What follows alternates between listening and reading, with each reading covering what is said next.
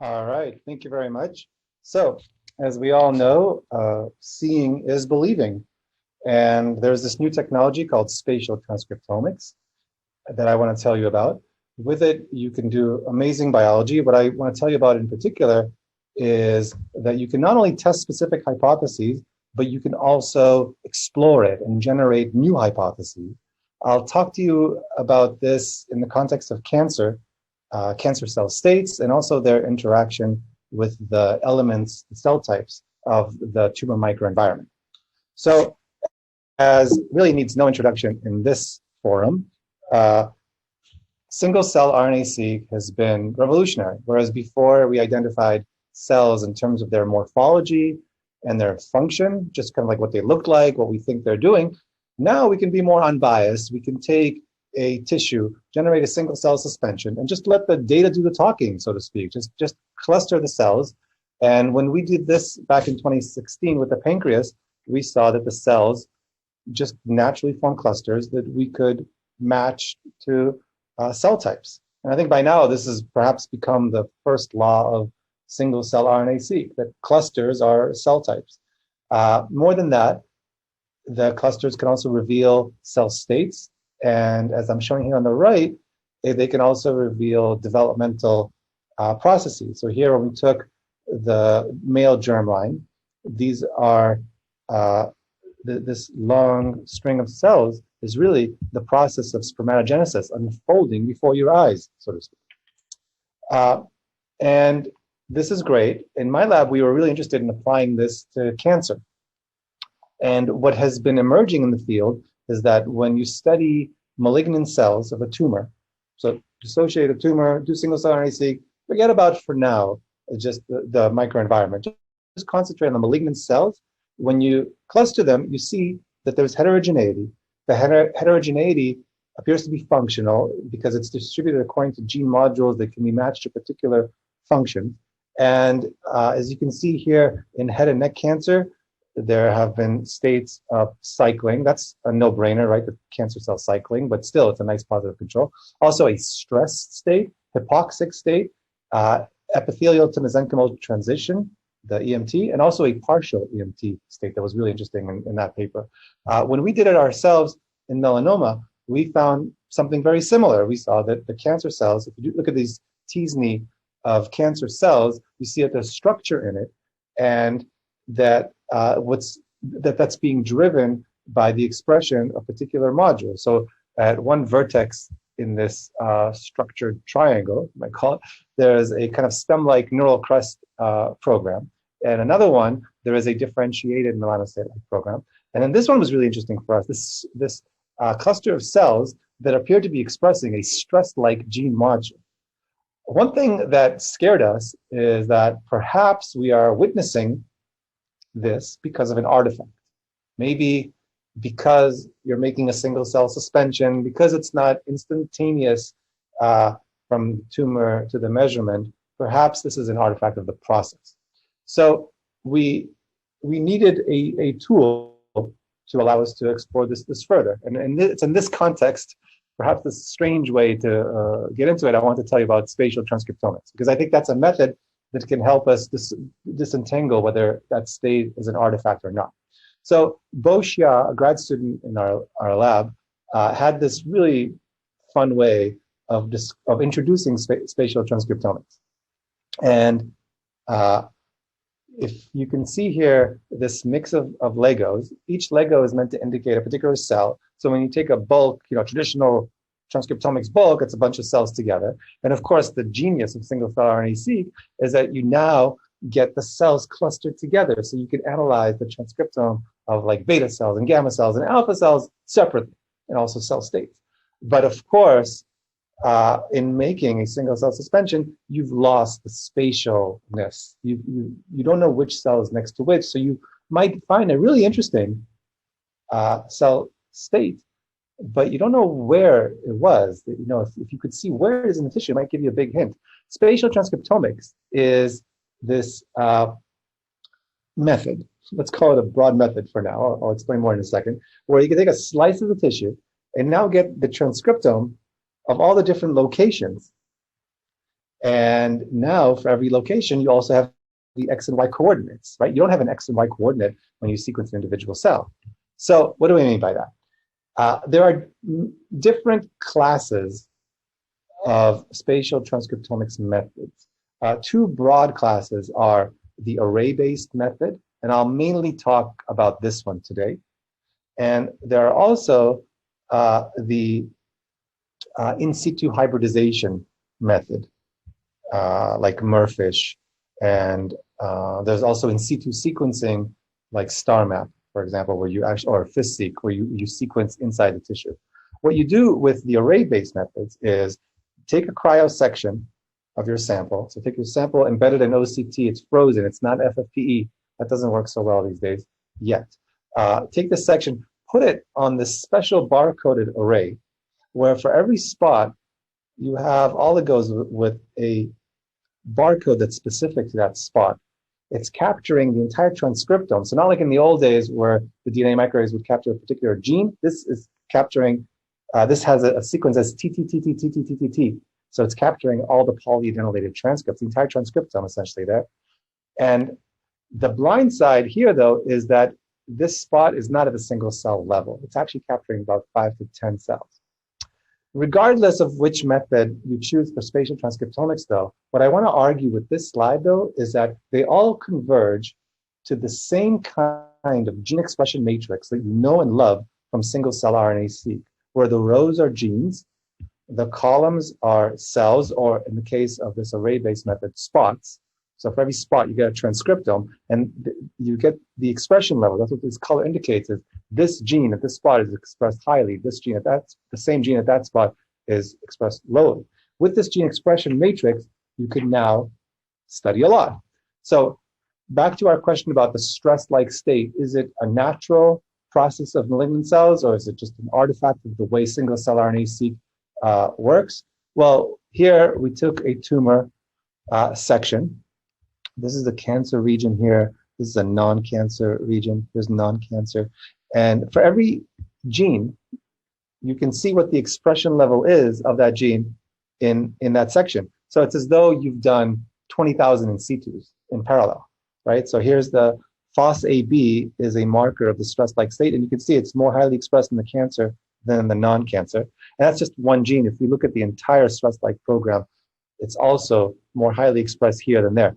And because spatial transcriptomics doesn't have the artifacts of making a single cell suspension, because it gets frozen down immediately, we think, it's our perception that it's not prey to that same potential artifact, and therefore it's an independent validation of the existence of a stress-like state.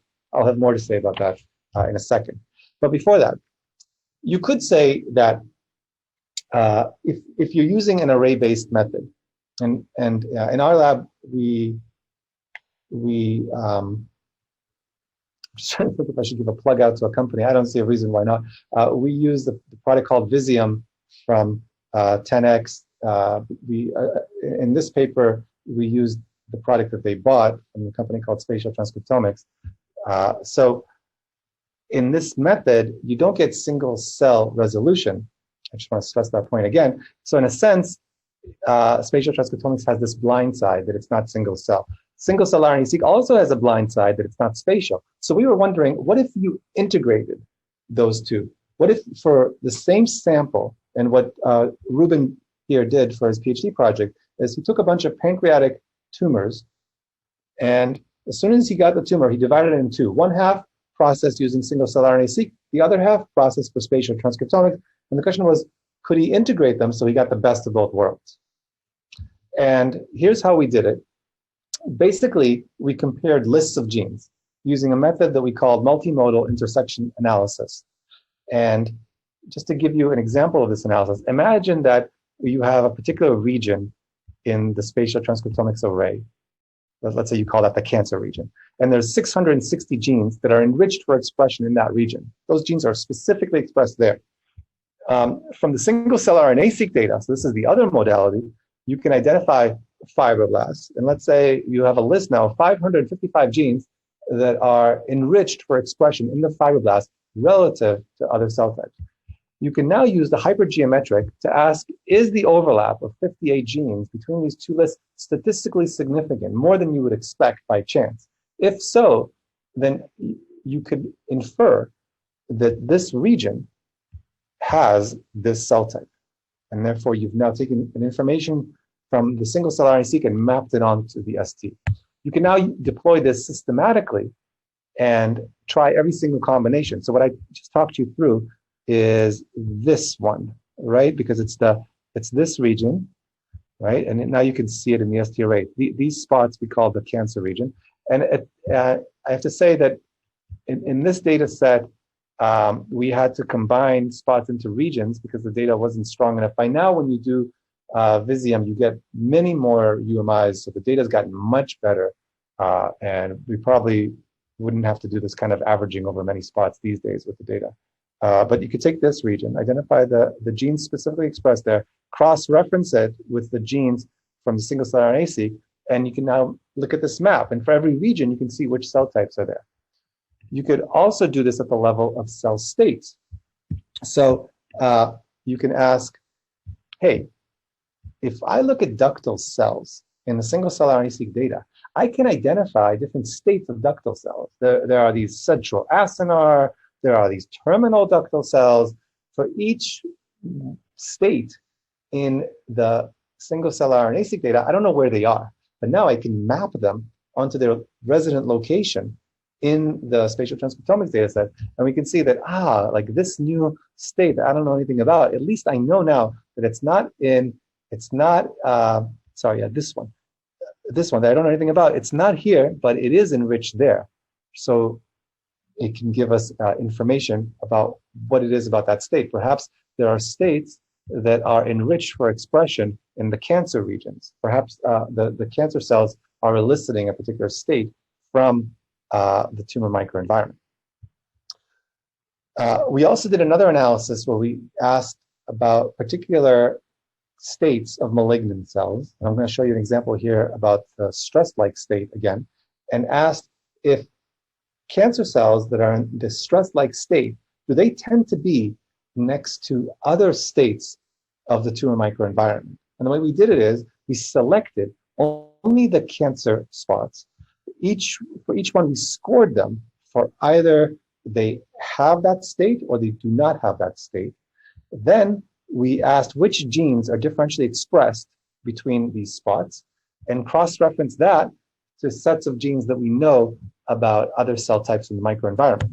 And what we found in this analysis across 10 arrays, so each column here is a different spatial transcriptomics array, and you can see that for cancer cells in the stress-like state, there tends to be an enrichment of being proximate to inflammatory fibroblasts. There are a number of assumptions that I've made here, given that I go through sets of genes, but this gave us a hypothesis that we didn't have coming in, that inflammatory fibroblasts are key to understanding the stress-like state. And so we did other follow-up experiments that are detailed in the paper, and that I'll skip here. My point here is only that you could sort of screen through and generate new hypotheses. I want to tell you about one more analysis. This one was made by Dahlia Barkley in the lab. She collected a large data set where for every tumor, she generated a spatial transcriptomics array. Here I'm showing three. This is a breast cancer, this is an ovarian tumor, and this is an endometrial tumor. No, sorry. This is endometrial, this is ovarian, and this is breast cancer. And this analysis is kind of like a positive control analysis. Let me walk you through it. For every spot, we ask, does it have a cancer cell or not? And we're going to restrict ourselves to just the spots that have the cancer cell. Now, we ask for each spot with a cancer cell, is it close or far to an endothelial cell? Okay, and here is the population that's far away from an endothelial cells, and these are the cancer cells that are near an endothelial cell. And we saw that the ones that are far away express a gene module that we call the hypoxia module higher. So that kind of makes sense, that the farther away a cancer cell is from the endothelial cell, the farther away it is from its oxygen source, the more it's turning on the hypoxia module. So then we saw that we could trust this data. Then we screened through all possible combinations, looking for a new kind of observation, and we saw this that there's a connection we weren't expecting, and now we're following up on. This is for every cancer cell, we ask, are you far away? When I say cancer cell, I mean a spot in the spatial transcriptomics that has a cancer cell. We ask, are you far away or are you close to a macrophage? And we saw that those cancer cells that are close to macrophages tend to turn on a gene module that we call the interferon response gene module. So, and this interferon response seems to be a very recurrent state, just like the stress-like state. And we feel that it has to do with the microenvironment. We're now trying to turn this feeling into testable hypotheses, but we got this testable hypothesis from the data. So I want to spend my remaining time to kind of generalize what I've told you about spatial transcriptomics. In my lab, we thought hard about what is it about spatial transcriptomics that why, when we say it's a powerful technology, what do we mean really? And of all the different kinds of analysis that we could think of that we do, there's really 5 operations that we process the data with. So let me walk you through these operations. Maybe there's more. These are the only ones we could come up with. Every new one that we thought of somehow collapsed to one of these. So we think it may be comprehensive. And interestingly, each operation can be done on orthogonally, either on the columns, right, the cells, or on the genes, the rows. So cluster, that's a good one to start with. You can take the gene expression matrix and cluster the columns, and now each cluster could be a region. Now you've generated sort of the different regions of the tissue. Orthogonally, if you cluster the genes, you get gene modules, and each gene module could correspond to a cell type or cell state. So that's how you identify this sort of basic property of biology, that the genes are not independent, but they're expressed as modules. Select is a really important one. Oftentimes, to see something, you need to restrict your analysis to one kind of process, because in this kind of data set where there's so many states and cell types and dimensions, there's too much going on, and it really helps you to focus on individual aspects one at a time. For example, if you recall the stress-like inflammatory fibroblast analysis, we restricted our analysis first to just the cancer-expressing spots. Also in the Dahlia analysis that I just told you about, we restricted our analysis to so this is a good one. You can either select a region that you're interested in and then focus your analysis on that region, or you can choose a set of genes that you're interested in, the most differentially expressed, or the ones for a particular cell type, and focus just on those. I'm going to go a little bit faster because I think I'm running out of time. There's next, I want to tell you about the score. The score kind of internalizes the notion that you have genes as dependent entities, that they're expressed as modules. So for each spot here, and I think this is, you know how in every single cell RNA-seq paper you have that t-SNE, like the figure 1a t-SNE? I think the quintessential parallel to that in the spatial transcriptomics world is the expression of a pattern, like you see here. So here, for every spot, you could score for the expression of a gene module, and that's very powerful. Or you can now derive cell types from this. It's shown here on the left. Next is characterize. Characterize, you could take it on the column level. For every column, every spot, you could characterize it in terms of cell types and deconstruct it and saying, it's 20% fibroblasts, 40% macrophages. You can, right? And also, you can deconstruct the gene set. If you cluster the genes and you have a module of genes, for each module, you could say, oh, this function is enriched across this set of genes.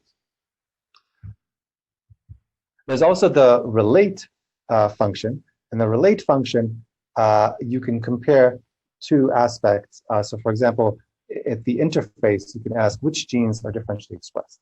Now, these are the elementary operations. each one doesn't necessarily lead to a discovery, but if you use them in smart ways, for example, for deciding the composition of a region, you could do a score and then you characterize. To ask what's the co-localization of particular modules, you would first use the cluster operation, then score each spot, and then relate. Ask what's the distance between them.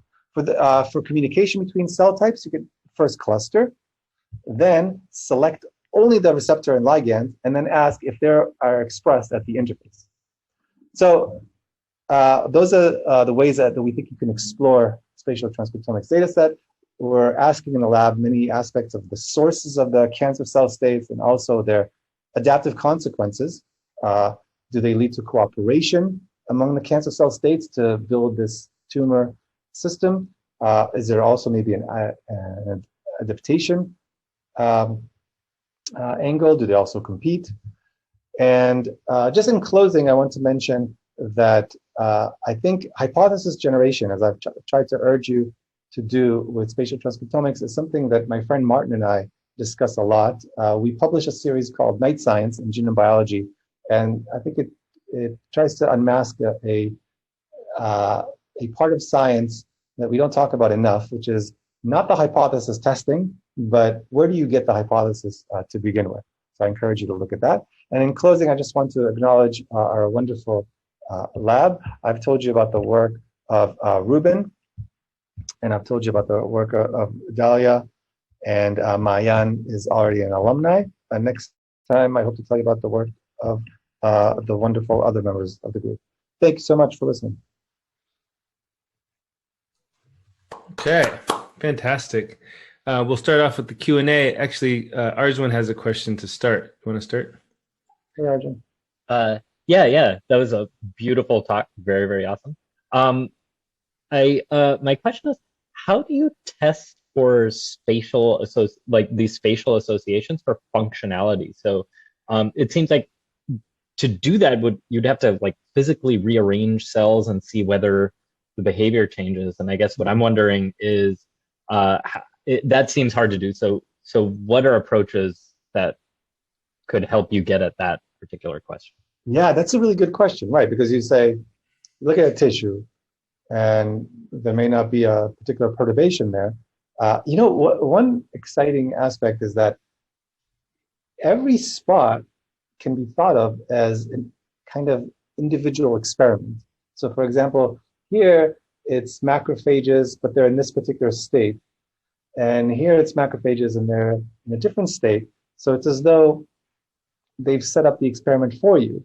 And now if you kind of divide it and say, okay, well, really it's a population. Even though it's one sample, I have 5,000 replicates within this. And of course, there's issues of independence here, which is why you need to repeat this several times. But that's one way to think about it, is that there are many instances of an experiment within this experiment.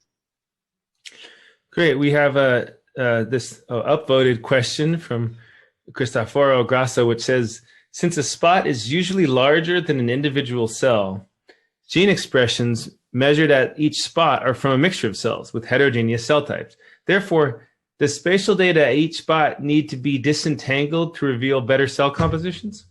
Yeah, thank you, Christoph. That's a really great question. I think, one thing we tried and we kind of failed at, I bet you more clever people could solve it, which is to take that transcriptome, and even though it's a bulk in a sense, right? Because it's five, we call it mini bulk sometimes. It's like 5 cells put together. Could you deconvolve it? So now, if there's 5 resident cell types here, could you get 5 transcriptomes, right? One from each kind of cell type. Like if you see this gene expression, this gene being expressed, you'd say, oh, that's definitely from the macrophage. There's no way the fibroblast, which we know is also in this spot and captured here, there's no way that one's expressing that gene. So there are algorithms. We've tried certain ones. There are many algorithms. Okay, for one is like Spotlight, and if you shoot me an email, I can give you a list of all of them because we've just reviewed them. But the point is that there's an easy problem and a hard problem. The easy problem is to say what's the fraction of cell types. So given a spot, it's half macrophages or a third. Harder problem is now to deconvolve the entire transcriptome. So for each individual gene, say where it came from. And yeah, there's a lot of problems left and room for clever people to make progress.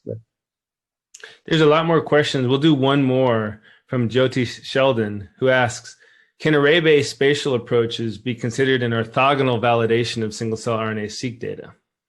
Oh, thank you, Jyoti. That's a great question. I mean, that's how we used it in Mayan's paper that I mentioned first, as kind of like a validation. And I think there is room for that with spatial transcriptomics as simply a hypothesis testing validation way. You know, instead of doing every single fish, you do them all at once. And I think that's fine. I think spatial transcriptomics is one of these kind of like basic algorithms that you can, not algorithms, but methodologies that you could use for both exploratory analyses and for hypothesis testing. I'm much more of a big fan, I think, of the exploratory nature of it. Maybe it's my personality, but it can definitely be used for hypothesis testing as well. Great. Well, thank you so much, Itai. And I want to say to the audience that we do have a dedicated forum on this whole session. And so you can go on, post your questions if they didn't get to, and then the speakers will try to answer them offline through the portal.